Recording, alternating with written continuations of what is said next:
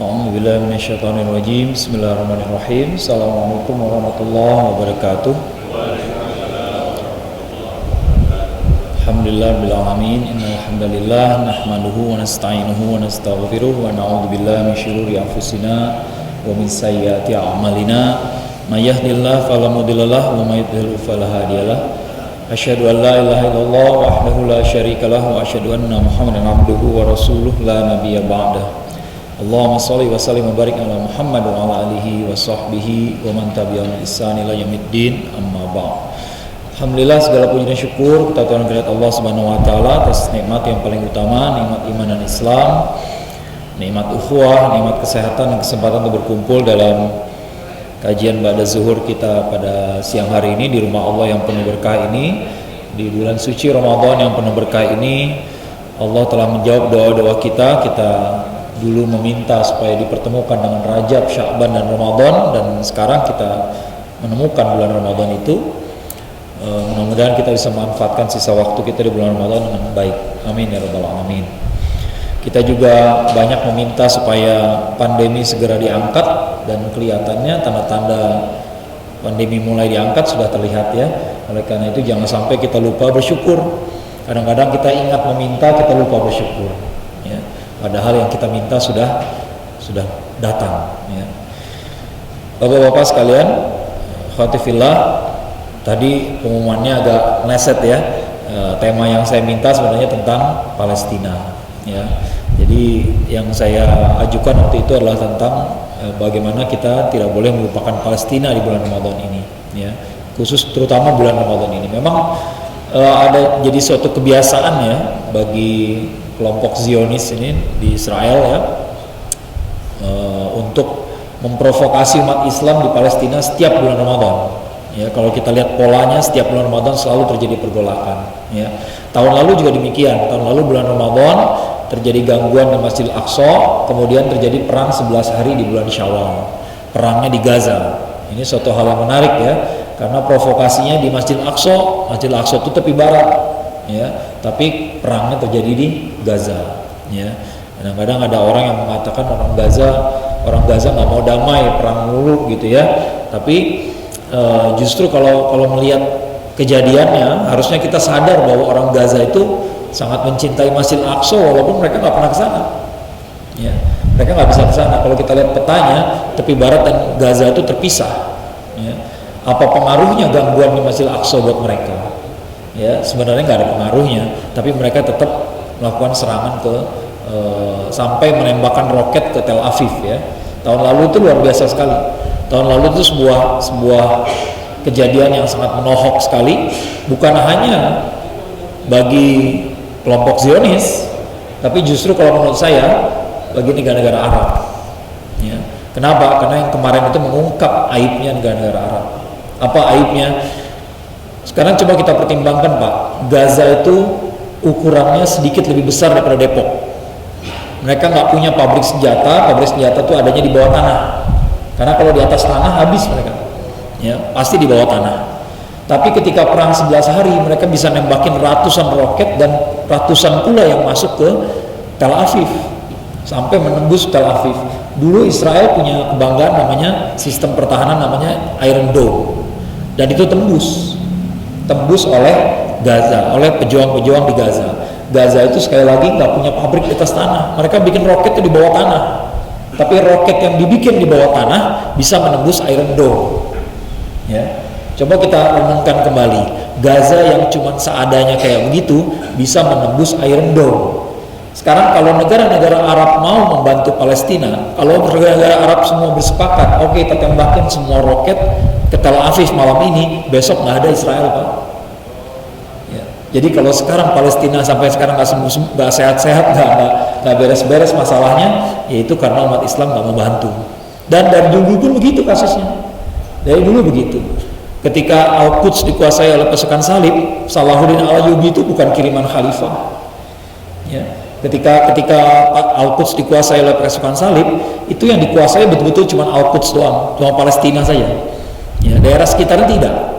Daerah sekitarnya adalah daerah kekuasaan khilafah Daulah Abbasiyah. Khalifahnya ada di Baghdad, Apa yang diperbuat oleh khalifah di Baghdad selama 89 tahun? Nothing. Gak ada yang mereka perbuat. Ya. Lalu siapa Salahuddin? Salahuddin bukan orang kiriman dari khalifah di Baghdad. Salahuddin adalah orang penerus perjuangannya Nuruddin Zenki. Nuruddin Zenki itu dari Suriah.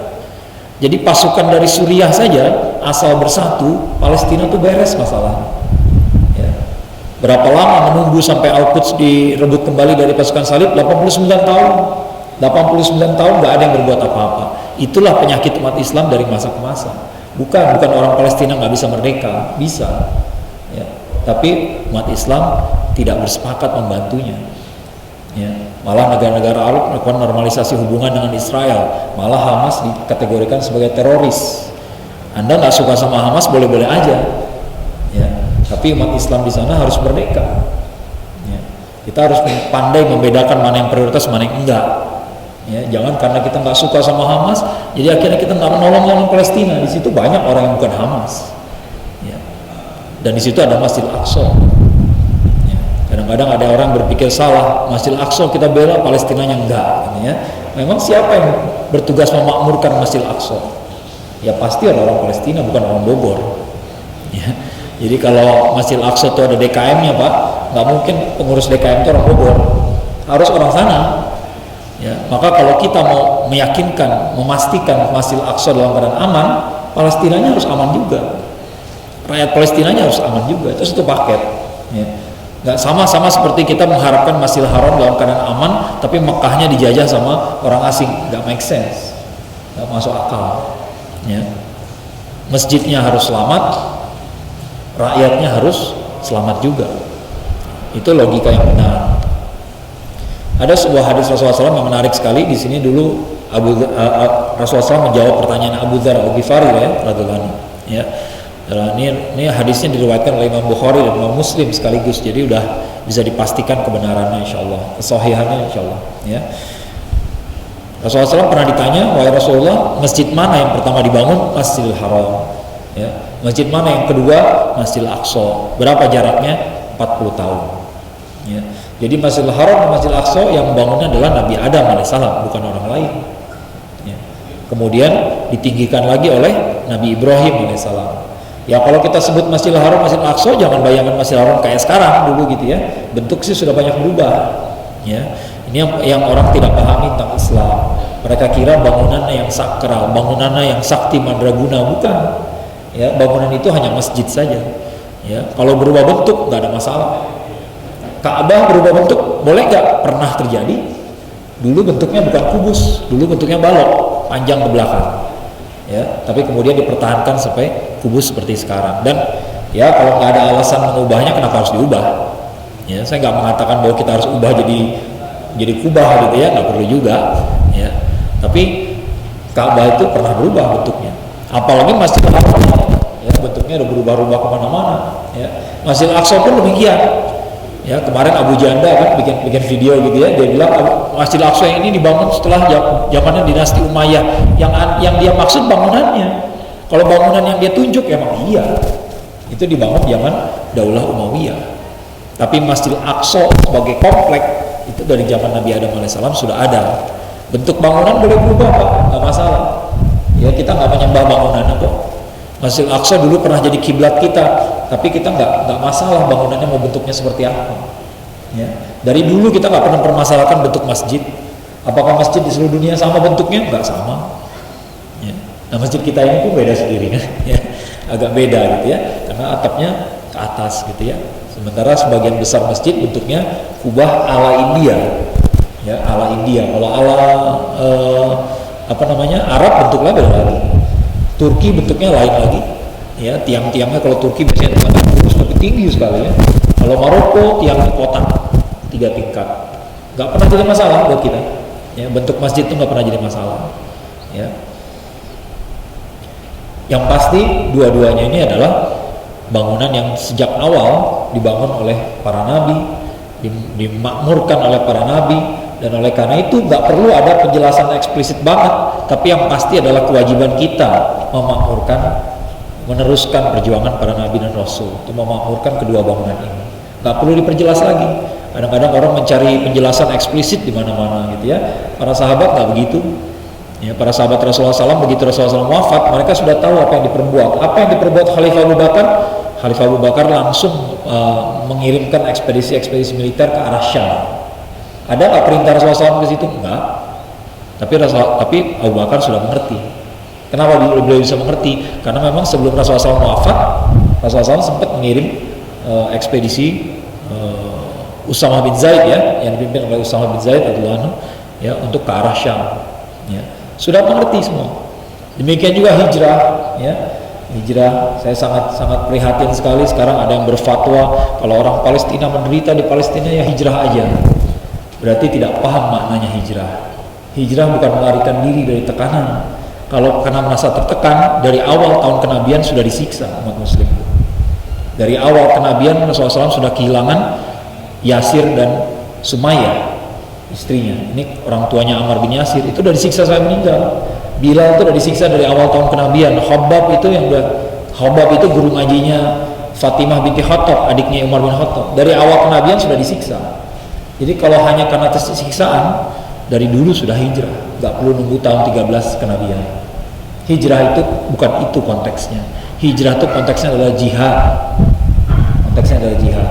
Kenapa saya bisa katakan demikian? Karena 2 bulan sebelum hijrah ada peristiwa Bayatul Aqabah kedua. Di Bayatul Aqabah kedua, yang membedakan Bayatul Aqabah kedua sama satu, Bayatul Aqabah kedua itu ada statement bahwa kami orang-orang Ansor, orang-orang Madinah, waktu itu belum disebut Ansor ya, orang-orang Madinah akan membela Rasulullah SAW seperti kami membela anak dan istri kami sendiri. Artinya mereka siap mati buat Rasulullah SAW. Itu nggak ada di Bayatul Aqabah pertama. Bayatul Aqabah pertama cuman statement saya nggak akan berzina, nggak akan musyrik, nggak akan hal-hal semacam itu. Tapi Bayatul Aqabah kedua udah ada statement akan berjihad. Maka hijrah itu konteksnya jihad. Jadi orang kita ini pergi umat Islam itu pergi ke Madinah dalam rangka merebut kembali kota Mekah. Ya, bukan dalam rangka pergi selamanya. Kalau kita mengatakan memang kalau tertekan ya pergi aja, kalau gitu logikanya, maka kita membenarkan pemikiran orientalis. Justru orang barat yang mengatakan ini Muhammad udah pindah ke Madinah, udah enak tinggal di Madinah, kok nyerang balik ke kota Mekah?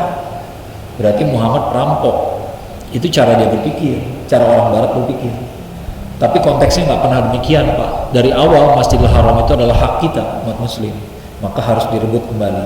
Maka para sahabat pun mengerti bahwa setelah Masjidil Haram, Masjidil Aqsa yang harus direbut. Maka diteruskan oleh Khalifah Abu Bakar radhiyallahu anhu, diteruskan oleh Amirul Mukminin Umar bin Khattab radhiyallahu anhu, dan selesai di zaman Umar bin Khattab. Ya. Jadi nggak perlu instruksi, wasiat dari Rasulullah SAW bebaskan Masjidil Aqsa, nggak perlu, semua udah mengerti. Ya, semua sudah mengerti. Kalau udah disebut kayak begini, Masjidil Haram, Masjidil Aqsa, berarti dua-duanya adalah hak kita dan harus direbut. Harus direbut. Kalau nggak direbut, kita berdosa bareng-bareng. Ya. Kalau kita nggak ada usaha, ya. Jaraknya 40 tahun pembangunannya. Jadi dua-duanya zamannya Nabi Adam alaihissalam. Ya, Nabi Adam alaihissalam usianya jauh sekali, ya, bukan 40 tahun ya. Nah, kita lihat kondisi geografisnya Pak, supaya kita memahami kenapa sih Palestina tuh jadi perebutan orang dari masa lampau, dari zaman bahula gitu ya. Ini namanya Syam. Dulu namanya negerinya Syam. Syam itu Jordania, Palestina, Suriah dan Lebanon. Ya, 4 negara sekarang. Dulu namanya Syam. Ya. Nah, ini dulu sebuah negeri yang terpisah, ya, tapi kemudian dipersatukan di zaman Khulafaur Rasyidin, ya, sampai masa-masa kekhalifahan yang terakhir Daulah Utsmaniyah, dia masih bagian dari Islam, dari kekhalifahan. Ya. Ini daerah namanya Syam. Kalau kita lihat peta dari jarak yang skala yang cukup besar, kita akan menemukan bahwa dia ternyata adalah penghubung dari 3 benua. Asia, Afrika, dan Eropa semuanya ketemu di Syam. That's the problem. Ya, itu masalahnya. Kenapa sebuah negara dijajah? Karena banyak daya tariknya. Ya, Indonesia dijajah, jelas daya tariknya apa? Rempah-rempah, tempat yang sangat strategis. Ya, kita kan Asia Tenggara tuh kita Pak. kalau kita lihat di peta gitu ya, ini di atas tuh Cina gitu ya, sebelah sini India, ya mereka kalau mau lewat ya Indonesia, ya. Selat Malaka Indonesia itu Indonesia. Ya, Indonesia itulah Asia Tenggara bisa dibilang. Ya, yang lain kecil, ya, Malaysia, Singapura atau enggak itulah. Ya, ya makanya Indonesia dijajah. Negara itu dijajah kalau menarik. Ya, dan Syam itu ada di pertemuan tiga benua. Kemudian pertemuan dua samudra juga, Samudra Atlantik dengan Samudra Hindia. Walaupun Samudra Hindianya masuk ke Laut Merah dulu, Laut Merah itu yang antara Saudi Arabia dengan Afrika tuh ya, itu Laut Merah. Kemudian Samudra Atlantik masuk ke Laut Mediterania dulu. Ya, Laut Mediterania itu yang memisahkan antara Afrika dengan Eropa. Ya. Yang paling sini kalau dilihat, yang paling sini itu Spanyol sama Maroko tuh ya. Spanyol sama Maroko tuh selatnya lebih sedikit lebih dekat daripada Selat Sunda. Ya. Dekat sekali. Ya. Kalau kita berdiri di kota Tangier, kota Tonjah itu di Maroko, Spanyol itu udah kelihatan daratannya. Ya, sudah kelihatan. Naik kapal feri 45 menit sampai. Ya. Lihat kita lihat ujung dari Laut Mediterania itu ya Syam. Yaitu Gaza itu termasuk salah satunya. Ya, Gaza itu tempatnya di situ. Ya. Jadi Laut Mediterania mentok itu adalah Syam. Kita lihat peradabannya kayak apa sekitar situ. Ada peradaban Mesir kuno, ya. Ada Mesir kuno udah ada dari kapan? Wah, ada dari kapan tahu, ya. Nah, piramid-piramid itu adanya dari tahun 3000 sebelum Masehi bahkan, ya. Jadi 3000 tahun sebelum zaman Nabi Isa alaihissalam mereka udah besar, ya. Di situ ada Sudan, ada apa lagi? Aljazair, Libya itu yang kalau zaman dulu Kartago, ya kalau kita pernah dengar musuhnya Romawi nomor 1 itu namanya Hannibal. Ya, Hannibal itu dari Kartago tuh Libya. Jadi Libya dari dulu udah peradaban yang ramai sekali. Ada Tunisia, ada Maroko. Ya dari dulu orang udah kenal. Di Eropa ada peradaban Andalusia, ada Yunani, Romawi. Ya. Jadi Laut Mediterania itu ramai, bukan sepi. Ya ini kebohongannya orang Zionis begitu, dia bilang kami ngambil tanah yang nggak ada orangnya kok, mana mungkin Syam nggak ada orangnya. Mana mungkin kalau kita lihat petanya saja, mana mungkin Syam nggak ada orangnya. Ini tempat terlalu strategis gitu, ya terlalu strategis, ya nggak mungkin, ya nggak mungkin sama sekali gitu, ya kebayang kalau di situ Jakarta gitu ya, di situ Jakarta masa Cibubur nggak ada orangnya gitu ya segitu dekatnya sama Jakarta gitu, dan Jakarta seramai itu. Ya, ramainya bukan main. Ya. Eropa sudah ramai, Afrika sudah ramai, Laut Mediterania sudah ramai. Ya, dari ribuan tahun sebelum Masehi, kok Syamnya bisa sepi? Gak masuk akal. Ya. Tapi ada yang menarik sedikit, kita menyimpang sedikit. Masjidil Haram sama Masjidil Aqsa sangat berbeda. Kalau Masjidil Aqsa letaknya di tempat yang sangat strategis, sangat ramai, makanya banyak konflik. Ya. Sementara Masjidil Haram tempatnya di tempat yang tidak ada konflik, yaitu Mekah. Mekah itu letaknya di Hijaz, sekarang Saudi Arabia. Itu daerah yang paling tandus. Jangan bayangkan Saudi Arabia itu tandus semua, enggak. Ada tempat-tempat yang suburnya kayak Abha, ya, itu malah jadi tempat tempat wisata, ya saking suburnya gitu ya. Tapi Hijaz, tempat Masjidil Haram itu tempat yang sangat kering kerontang, nggak ada apa-apa. Ya nggak ada hasil perkebunannya, nggak ada. Ya yang ada Taif sebelah timur, sebelah tenggara dari kota Mekah ya. Madinah ada kurmanya, tapi Mekah enggak. Ya. Nah itulah hikmah kenapa Rasulullah SAW diutus di Mekah. Ya. Kenapa? Meminimalisir konflik dengan eksternal. Maka Rasulullah SAW ketika di Mekah nggak pernah ketemu dengan orang Romawi, orang Persia. Padahal Romawi Persia dekat banget. Syam itu dikuasai Romawi, Mesir itu dikuasai Romawi, ya Persia dari Iran dan Irak, tapi nggak pernah masuk kota Mekah, ya Yaman negara besar, negara boneka waktu itu, negara boneka dari peradaban Ethiopia, tapi nggak ada juga masuk situ. Kenapa? Nggak menarik pak, ya jadi ada hikmahnya kenapa Masjidil Haram itu ditempatkan di lembah tandus yang nggak ada apa-apanya, yang nggak menarik buat siapapun, ya justru karena itu maka dakwah Rasulullah SAW aman, ya. Dan terbukti ketika nabi-nabi turun di Syam, contohnya 3 nabi terakhir yang ada di Syam, siapa? Nabi Zakaria alaihissalam, Nabi Yahya alaihissalam, Nabi Isa alaihissalam, semuanya diganggu, ya semuanya diganggu oleh Romawi, Ya, Nabi Zakaria alaihissalam dibunuh, Nabi Yahya alaihissalam dibunuh, Nabi Isa alaihissalam mau dibunuh juga. Ya, itu kalau di Syam. Maka Syam itu tempat yang dari dulu memang banyak konfliknya. Ya, karena kita lihat aja sangat strategis, sangat strategis. Ya, dan gak masuk akal kalau sekarang orang Israel bilang kami tinggal di tanah yang tadinya gak ada orangnya kok. Gak make sense. Ya, doesn't make any sense. Sama kayak orang mengatakan di Indonesia nggak ada siapa-siapa kok. Bayangin orang Belanda bilang gitu ya, di Indonesia nggak ada siapa-siapa. Kita lihat peta aja nggak mungkin gitu. Kita lihat peta aja sih nggak mungkin. Ya, orang aborigin di Australia aja udah lama dari situ dari dulu. Ya, orang Cina rame, orang peradaban di Cina daratan rame. Kok bisa Indonesia sepi? Padahal Indonesia di tengah-tengah situ, nggak make sense. Ya, jadi itulah kebohongan yang diucapkan oleh orang Zionis sampai sekarang. Kata mereka hanya ngambil tanah kosong. Padahal kita lihat aja nggak mungkin kosong. Ya. Ini sedikit hal-hal yang barangkali nggak perlu terlalu detail kita baca, tapi mungkin ada beberapa hal yang menarik ya. Ini persoalan Palestina dan masa-masa ini tulisannya agak terlalu kecil ya. Tahun 637 Masehi, ini perhitungannya Masehi ya. 637 Masehi, Syam ditaklukkan oleh Amirul Mukminin Umar bin Khattab. Ini tahun ketika Umar bin Khattab menaklukkan Palestina, melakukan Syam. Lebih tepatnya Syam, bukan Palestina doang. Ya, Syam. Tahun 1099 baru direbut oleh pasukan salib. Ya. Nah, tahun kemarin nih ketika perang 11 hari, saya menyaksikan banyak sekali influencer yang asal ngomong aja gitu soal Palestina gitu ya.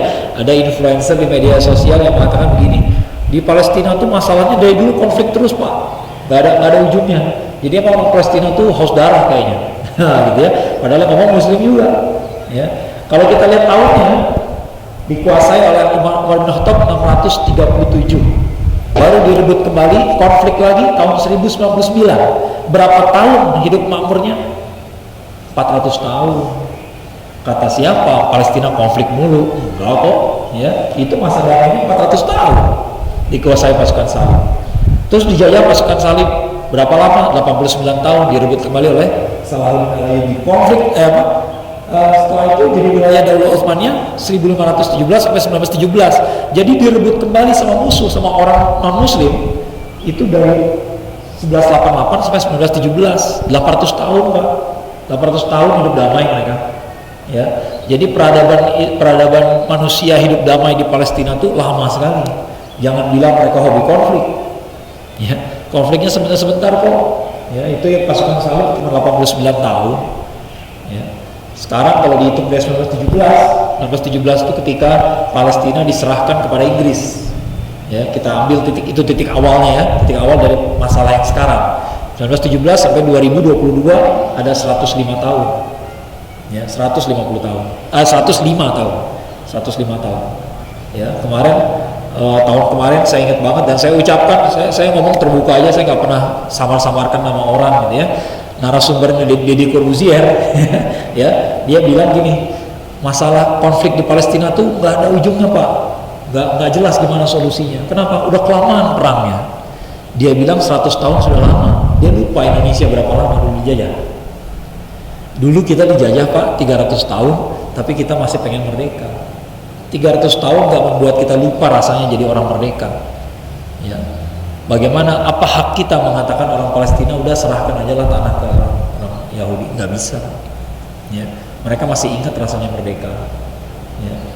Oleh karena itu kalau melihat mereka masih berjuang ya jangan heran.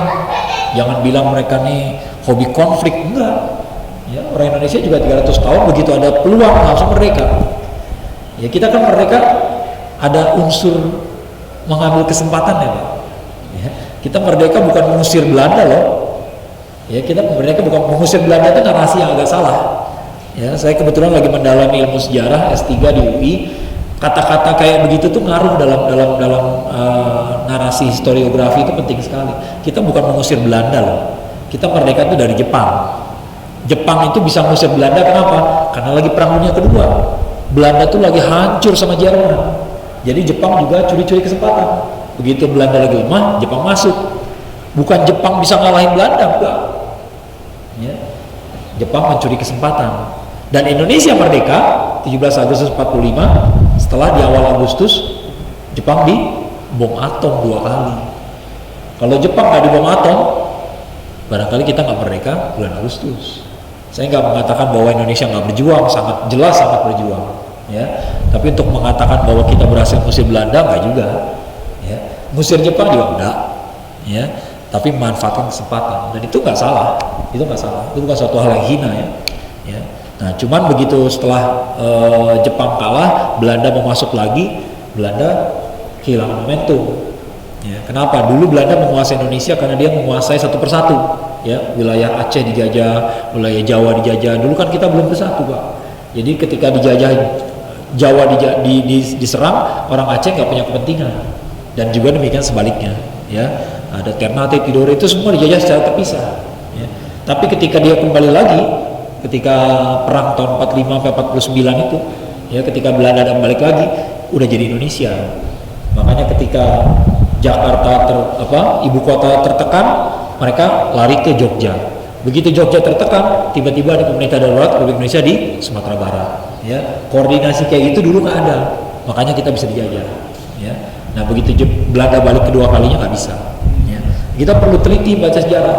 Ya, jangan kita salah menganalisis. Ya, semua ini karena makanya benar kalau kita dalam Piagam Jakarta itu dinyatakan atas berkat rahmat Allah. Benar. Ya, kalau nggak rahmat Allah nggak ketemu momentumnya, Pak. Ya, nggak ketemu, susah. Ya, merdeka tuh nggak semudah itu. Ya. Jadi negara Daulah Umayyah sampai tahun 1917. Nah, dari 1897 orang Zionis itu sudah mulai melobi sana sini. Ya, orang Yahudi itu kaya rayanya bukan main. Ya, saking kayanya dia sampai raja-raja pun punya hutang sama dia. Kenapa bisa raja-raja Eropa punya hutang sama dia? Ya, banyak alasannya. Pertama, apa bisnisnya orang Yahudi? Perang. Ya, perang itu bisnis mereka dari dulu. Ya, dan dari zaman Nabi pun demikian. Ketika Rasulullah SAW datang ke Madinah, ada 3 kabilah Yahudi, Bani Nadir, Bani Qainuqa, Bani Quraizzah. Ya, 3 kabilah ini kerjanya mengadu domba 2 kabilah Arab, yaitu Bani Aus dan Bani Khazraj. Jadi Bani Aus dan Bani Khazraj itu perang, ya, diprovokasi sama 3 kabilah Yahudi. Lucunya yang kasih senjata Yahudi, tapi di belakang layar 3 kabilah ini gak ada musuhan. Ya, jadi mereka jual senjata aja. Sampai hari ini pun begitu juga. Israel itu kerjanya jual senjata. Negara lain yang perang, negara lain yang konflik, dia yang menikmati. Ya, jadi misalnya Amerika mengadakan perang melawan narkoba di Amerika Selatan misalnya gitu ya, CIA segala macam gitu ya, senjatanya orang Amerika dia yang bikin, senjatanya orang sana juga dia yang bikin juga, orang Kolombia juga dapatnya dari sana juga. Ya. Pokoknya kalau ada konflik bisnisnya tuh orang Yahudi. Makanya di Eropa itu isinya perang semua sejarahnya, ya, isinya perang mulu. Ya. Makanya kemarin ketika terjadi pertama kali muncul keributan di Ukraina, ya, ada beberapa orang jurnalis yang kelepasan ngomong. Mereka bilang kita nggak tega ngelihat orang-orang Ukraina menderita. Kenapa? Ini orang-orang Eropa loh. Orang Eropa tuh kok bisa orang Eropa mengalami kayak begini. Jadi di mereka tuh simpati karena orang Eropa. Ya. Kalau bukan orang Eropa perang nggak peduli mereka. Ya. Nah itu dibantah sama orang. Lu pernah baca sejarah? Apakah agak sih sejarah Eropa tuh isinya perang? Ya, salah kaprah itu. Sejarah Eropa tuh isinya perang. Banyak negara-negara yang dulunya ada sekarang nggak ada, Pak. Negara apa? Rusia itu dulu ada sekarang nggak ada. Yugoslavia udah hilang, ya, Cekoslovakia juga udah hilang, Uni Soviet juga udah hilang, ya, karena perang. Eropa itu emang isinya perang, hobinya perang. Mereka yang haus darah, ya. Nah orang Eropa perang, yang bisnis siapa? Orang Yahudi. Ya. Ada juga yang pernah nanya ke saya, selain itu bisnis orang Yahudi ya semua yang nyangkut hawa nafsu. Ya. Banyak yang nanya ke saya, orang Islam kenapa sih nggak bisa sekaya orang Yahudi? Ya antum juga bisa sekaya orang Yahudi kalau antum halalkan segala hal, atau halalkan segala cara. Ya, orang Yahudi bisnisnya apa? Dari minuman keras, narkoba, prostitusi. Ya, kalau mau bisnis kayak begitu, masya Allah laku. Ya, saya berkah enggak. Ya, jangan minta surga gitu ya, minta kaya mah bisa insya Allah. Ya, kalau kita halalkan segala cara. Pornografi mainan dia juga, semuanya mainan dia. Ya.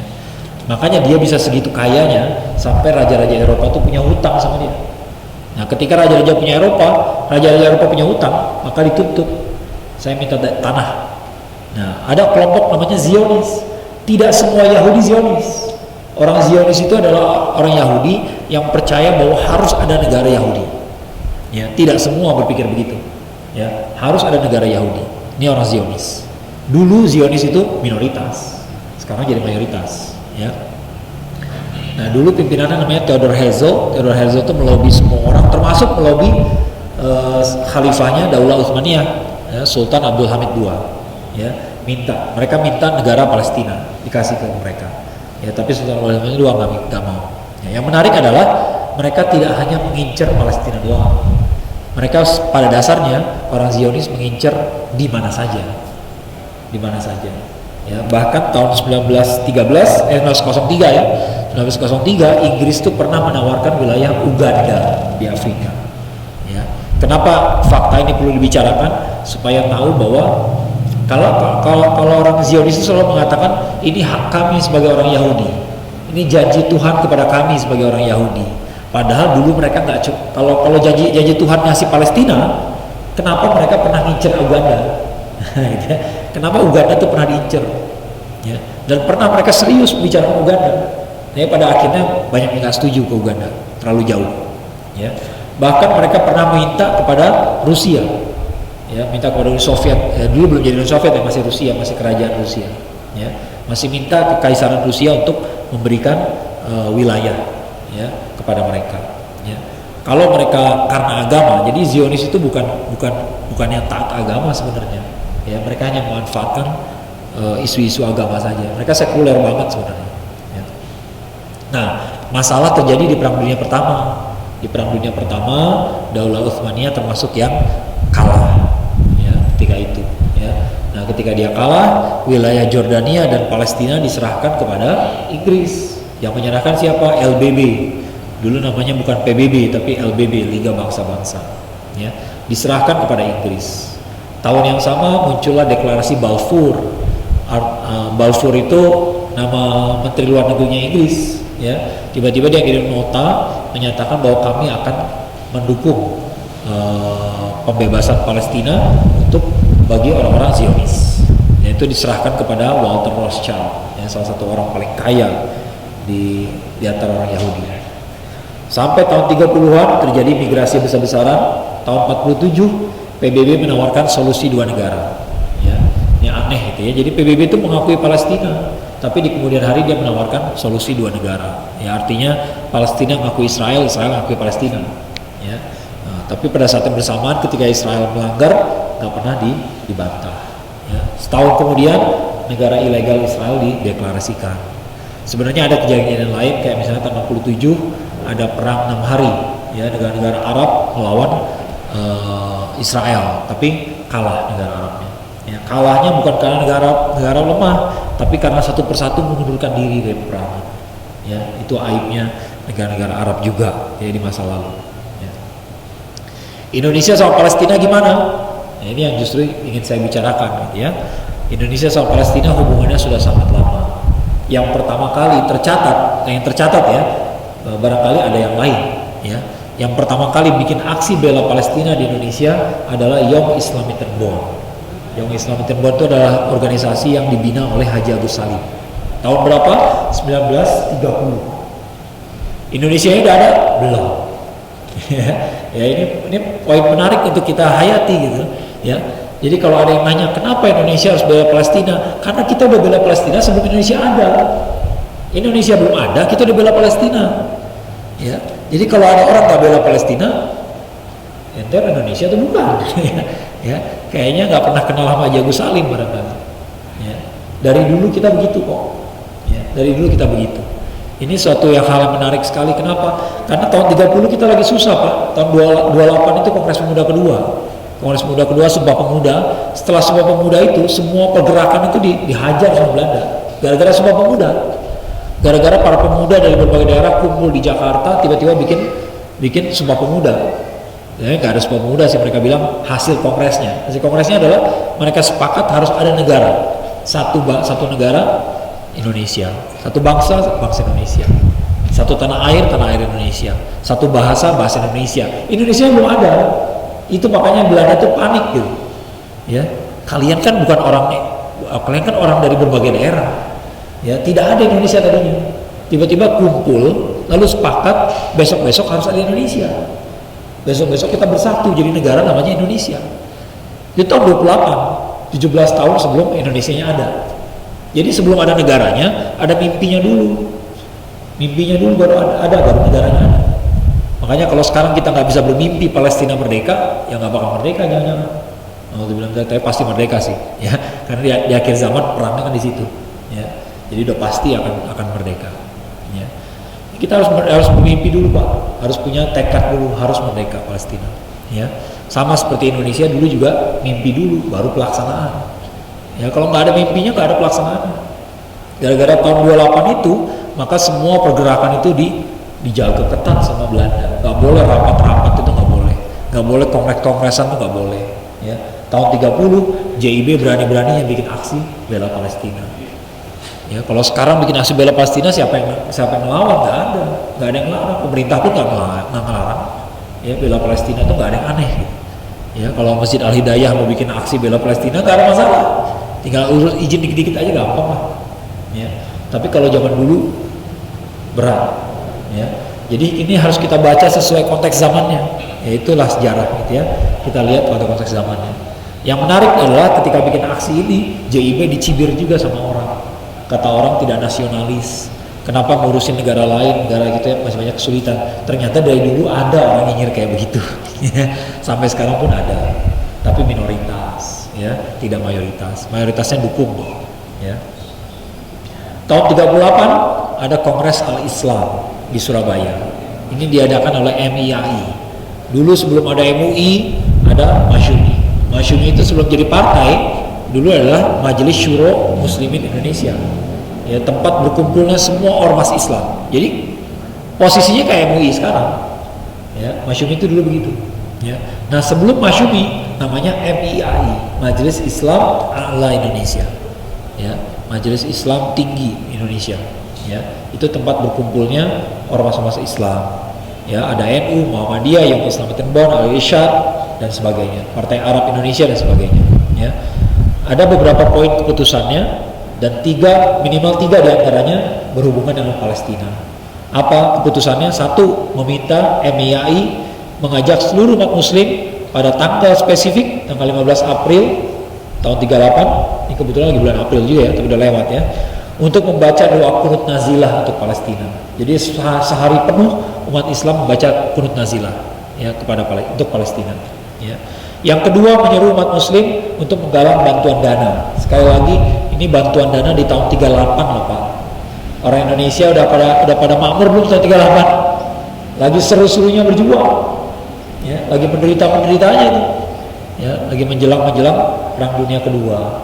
Ya, lagi berat-beratnya hidup, tapi masih bisa galang dana buat Palestina.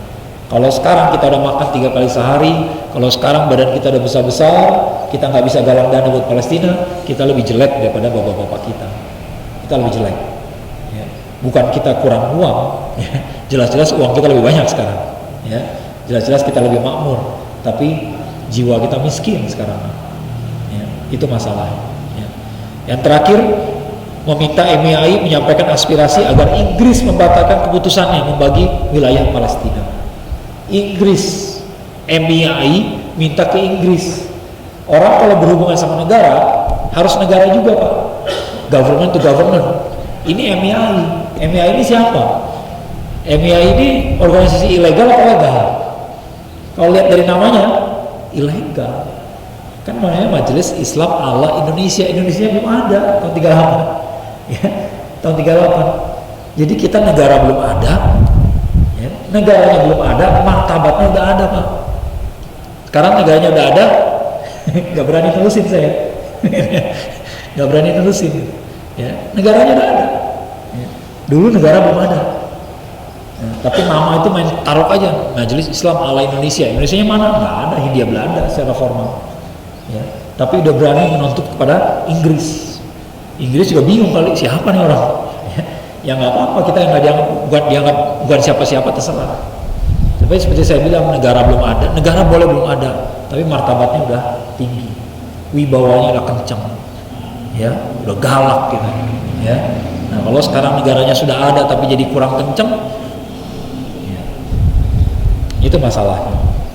Tahun 39 Jaksa Agung Hindia Belanda menegur NU gara-gara terlalu vokal soal Palestina. Ini masa lalu kita gitu kan. Ini masa lalu kita kayak begini. Begitu kencangnya pembelaan semua ormas kepada Palestina. Dulu tuh begitu. Ya, dulu tuh itu semua satu suara. Nggak ada sama sekali suara sumbang, suara lain untuk Palestina tuh nggak ada. Ya, nggak ada yang datang ke Israel dijamu sama orang Israel. Nggak ada sama sekali, ya. Nggak ada orang Islam yang kayak begitu di Indonesia, nggak ada, ya, dulunya begitu, ya. Dari pihak Palestina yang menghubungkan sejarah Indonesia sama Palestina adalah beliau ini, Syekh Muhammad Amin Hussaini. Beliau adalah mufti Palestina pada zamannya, ya. Ini di foto beliau lagi nuangin entah kopi entah teh, ya, nuangin kopi atau teh ke gelasnya Pak Nathir, ya, itu sebelahnya tuh Pak Nathir, ya. Jadi ceritanya Pak, setelah Indonesia proklamasi, ini kan zaman belum ada telepon. Siapa yang punya telepon? Nggak ada. TV nggak ada. Radio pun sebagian aja yang punya. Ya, ini zaman dulu gitu ya. Oleh karena itu ketika proklamasi 1745 itu berita sampai ke Timur Tengah itu ya cuma sayup-sayup aja. Sayup-sayupnya apa? Indonesia udah proklamasi loh. Udah gitu doang. Tahu cerita detailnya nggak? Nggak ada yang tahu cerita detailnya.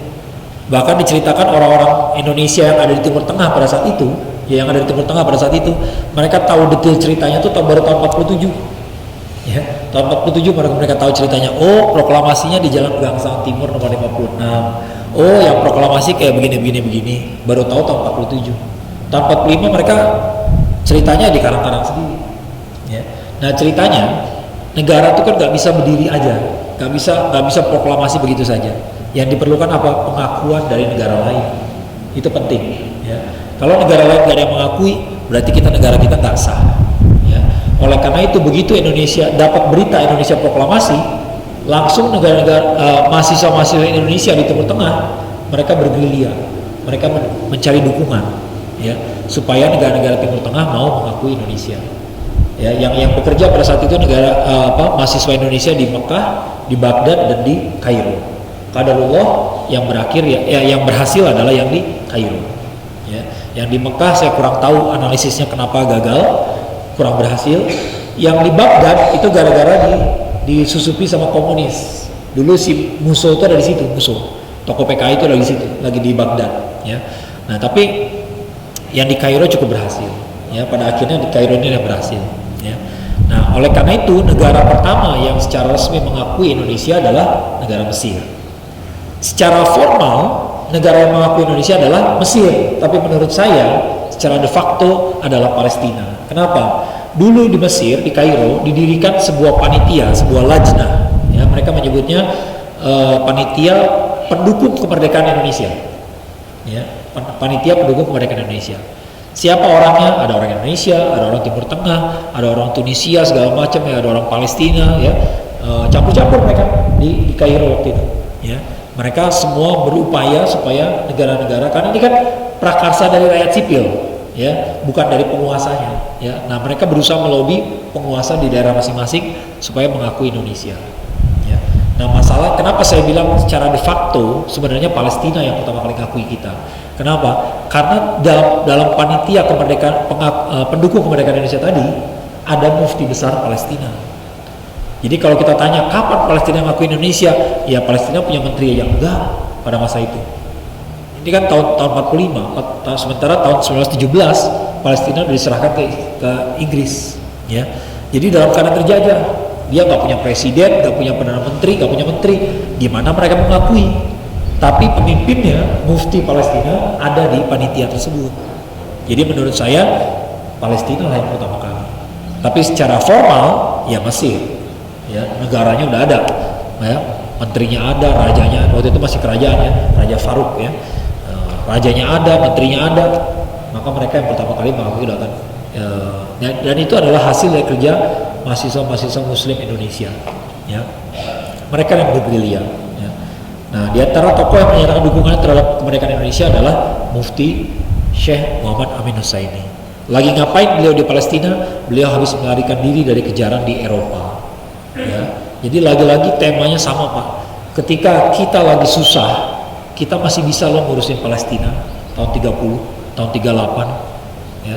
Dan ketika mereka lagi susah, mereka juga sempat ngurusin kita. Ya, ini Syekh Amin Husseini lagi dalam pelarian teman-teman. Ya, lagi dalam pelarian di Mesir, negaranya juga lagi dihancur-hancurin, tapi beliau masih sempat mengurusin Indonesia, masih sempat mendukung Indonesia. Ya. Ini masalah hutang budi. Kalau kita masih belum ngerti hutang budi juga, ya itulah kita, ya, itulah kita sekarang. Ya. Nah, penghubung dari sisi kita yang menghubungkan kita sama Palestina adalah bapak yang satu ini, ya Pak.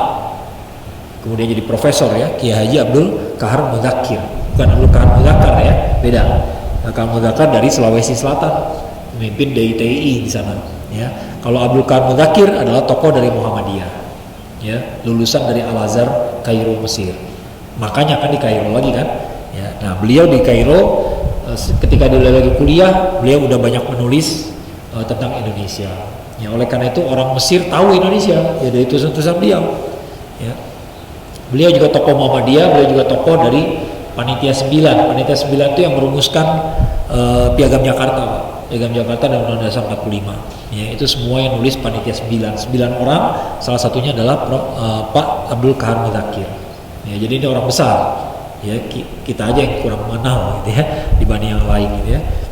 Kemudian tahun 31 Pak Abdul Qahar Mudzakkir ini pernah diminta oleh Mufti Palestina Syekh Amin Husseini yang tadi ya untuk menghadiri Muktamar Islam Internasional di Palestina. Mewakili Indonesia? Bukan, mewakili Asia Tenggara. Ya, jadi ini tokoh besar sekali. Ya, rugi sekali kita lupa sama beliau ya. Ini tokoh besar sekali, mewakili Asia Tenggara. Dan di sana beliau jadi anggota termuda sekaligus jadi sekretaris dari ketua panitia Muktamar. Siapa ketua panitianya? Syekh Amin Husseini. Jadi beliau dengan Syekh Amin Husseini tadi kenal dekat secara pribadi. Ya, itu sebabnya lancar. Nah, komunikasi lancar. Ya, jadi begitu ada berita dari Indonesia sudah merdeka, proklamasi, sampai ke mahasiswa di sana, sampai ke Pak Abdul Qahar Mudzakkir, nyambung. Ya, Palestina langsung merespon. Ya, orang-orang Mesir langsung merespon juga. Ya, tapi kita lagi fokus ke Palestinanya gitu ya. Jadi dari dulu Indonesia sama Palestina itu udah begini Pak, udah deket gitu hubungannya. Ya, kalau sekarang rasanya jauh, ya ada yang berusaha menjauhkan. Ya. Di media massa kita saling bela. Ya. Nah tahun 46 Belanda tuh minta kepada Mesir untuk menyerahkan para mahasiswa Indonesia yang terlibat tadi, yang terlibat dalam menyiarkan proklamasi kemerdekaan, ya, diminta serahkan, tapi Mesir menolak. Ya, jadi Mesir membela kita juga, ya. Nah itu kenapa dibela kayak begitu ya, ukhuwah Islamiyah, bukan yang lain. Ya. Nah, kemudian 28 Februari 46 Mesir secara resmi menolak mengakui kedaulatan Belanda atas Indonesia. Itu statement yang dahsyat sekali. Ya, dari dulu Belanda itu berkuasa atas Indonesia. Cuman sempat hilang 3 tahun ketika Jepang datang. Ya, ketika balik lagi seluruh dunia mengakui Belanda, tapi kemudian Mesir yang pertama kali menyatakan kami tidak mengakui lagi kekuasaan Belanda atas Indonesia. Dahsyat sekali. Ya, nah pernyataan itu diumumkan di Mesir, di Suriah, di Irak, Lebanon sampai Palestina. Jadi urusan Indonesia itu diurus sama semua saudara-saudara kita di Timur Tengah, termasuk Palestina. Padahal semuanya lagi susah pada saat itu. Ya, semuanya lagi susah. Ya. Gak ada yang gampang. 3 Oktober tahun 47, RRI Jogja memberitakan sikap Indonesia yang menentang pembagian Palestina, sebagaimana disarankan oleh PBB, serta menyatakan bahwa persoalan Palestina tentang kebenaran, keadilan, kemerdekaan. 3 Oktober 47 RRI Jogja. Ya, kalau sejarawan begitu lihat tanggal sama tempat langsung nyala sensornya. Apa yang terjadi di sini? Agresi militer Belanda pertama. Jadi Indonesia itu lagi dibombardir sama Belanda, dan Jogja in particular secara khusus lagi dikepung habis-habisan. Jogja lagi dikepung, Indonesia, Pulau Jawa lagi dibombardir habis-habisan. Ini menjelang pindahnya pemerintah ke Sumatera Barat, pemerintah daerah Republik Indonesia, ya. Tapi yang pasti Jogja lagi dikepung, lagi dibombardir. Sempet-sempetnya RRI Jogja protes soal Palestina, ya. Jadi kalau saya boleh menyimpulkan dari apa yang kita obrolin dari tadi, Pak, gitu ya, temanya sama. Temanya adalah bapak-bapak kita dulu gak nunggu makmur dulu baru ngurusin orang lain. Mereka udah susah masih bisa ngurusin orang lain, ya. Gak nunggu masalah selesai semua di negara kita, ya. Gak, sebagaimana orang di Palestina juga begitu sama. Begitu mereka dengar ada orang Indonesia merdeka, langsung mereka dukung. Gak ada di antara mereka nyinyir, ngapain ngurusin Indonesia, Palestina juga banyak masalah. Gak ada tuh kayak begitu. Pokoknya saling dukung, Pak, ya. Dimanapun Muslim berada kita saling dukung, ya. Kita nggak permasalahkan Muslim dari mana, ya. Muslimnya kayak apa. Ahli maksiat juga masih Muslim. Kadang-kadang orang lupa salah itu, ya. Ya, ahli maksiat juga masih Muslim, masih mukmin, ya. Ya. Kan iman itu kan bertingkat-tingkat, dari yang sempurna sampai sebesar biji zarah pun masih beriman juga namanya. Makanya kalimat Allah itu jelas, innamal mu'minuna ikhwah. Setiap mukmin itu bersaudara. Mukmin itu macam-macam, dari yang sempurna imannya sampai yang imannya belel lah gitu ya. Imannya kacau balau, itu masih mukmin juga. Bahkan ada hadis yang menceritakan bagaimana nanti manusia terakhir yang keluar dari neraka. Kenapa dia keluar dari neraka? Karena masih ada imannya walaupun kecil segini. Setelah bertahun-tahun disiksa di neraka, keluar dia dari neraka. Allah saja mengakui orang yang imannya segitu. Kenapa sekarang kita bersempit-sempit hati sama sesama mukmin? Ya, iya dia mukmin yang jahat, mukmin yang banyak dosanya, yang ahli maksiat, yang masih berjudi, yang masih jarang sholat, tapi anyway masih Muslim, berarti masih saudara kita. Ya, apalagi kalau yang kita lihat ternyata bukan penjudi, bukan ahli maksiat gitu ya, ya jelas dia mukmin yang baik, harus kita bela. Ya, innamal mu'minuna ikhwah itu bagian belakangnya, ya, adalah tentang ketakwaan, ya, wattaqullah, ya. Artinya apa? Kalau kita melanggar persaudaraan ini, yang harus kita takutkan adalah Allah. Ittaqullah itu artinya bertakwa kepada Allah, itu artinya takutlah sama Allah. Ada ayat di awal surat Al-Baqarah yang kalimatnya ittaqunnar fattaqunnar alladzi waquduhan nas wal hijarah, ya. Terjemahannya bukan bertakwalah pada neraka, tapi takutlah kepada neraka. Bertakwa itu takut artinya. Jadi kalau ada kalimat ittaqullah, kayak khatib biasa membacakan kan, ya, ya ayyuhalladzina amanu taqullaha haqqa tuqatih, ya, itu kalimat yang tajam sekali. Takutlah sama Allah, ya, hati-hati sama Allah, ya. Termasuk ya ayyuhan nasu taqu rabbakumul ladzi khalaqakum min nafsin wahidah, itu juga begitu. Takutlah kepada Rabb kamu, ya, Rabbnya manusia gitu ya. Takutlah. Jadi kalau kita melanggar persaudaraan ini, yang harus kita khawatirkan bukan orang Palestina marah apa enggak ya, kita nggak dukung dia, bukan orang Palestina yang kita khawatirkan. Kira-kira bagaimana pendapat Allah? Kita punya saudara, tapi kita biarkan mereka terjajah kayak begitu. Kita udah merdeka puluhan tahun, mereka masih kayak gitu-gitu juga. Sejelek-jeleknya kondisi kita di Indonesia, Pak, kita udah merdeka. Sejelek-jeleknya, ya, sejelek-jeleknya kita sekarang nih, kita udah merdeka. Udah bisa kerja, udah bisa makan.